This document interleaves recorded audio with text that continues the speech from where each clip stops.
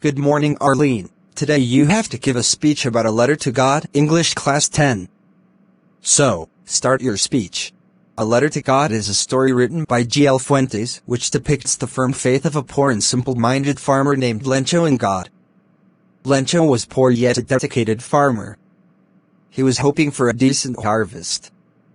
To his dismay, a hailstorm came suddenly and destroyed all his crops and harvest completely. Seeing the damage, the poor farmer was taken aback and felt sad. However, he had a strong faith in God. He was a learned man who knew how to read and write.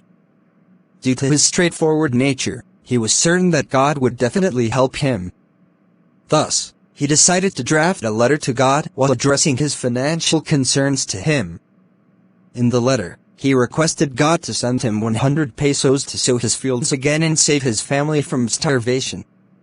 Soon he wrote a letter and went to the post office. He placed a stamp on the letter and dropped it into the mailbox. When the postman took out the letter from the letter box, he laughed heartily after reading it.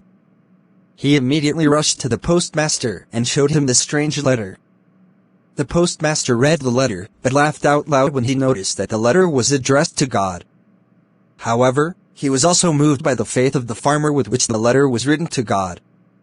He lauded the poor farmer's unquestionable faith in God and decided to help him. Soon, he asked the employees of the post office to contribute some money as a charity and also gave a part of his salary so that Lencho's faith in God is not shaken.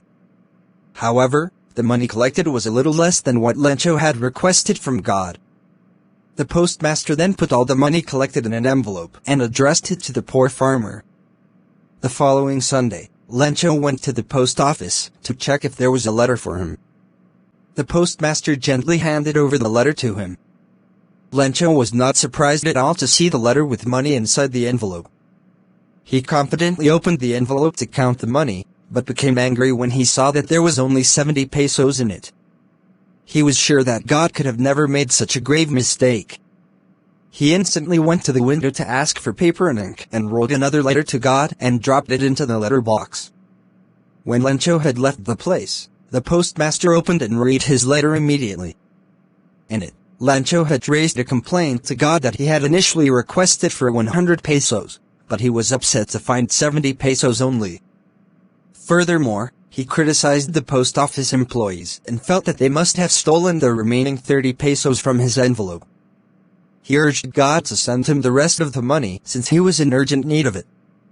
However, he requested God not to send the money through the mail because Lencho thought that the post office employees were a bunch of crooks who might have stolen the remaining money from the envelope. In the chapter, A Letter to God, we learned that faith in God has the power to move mountains and satisfy our needs.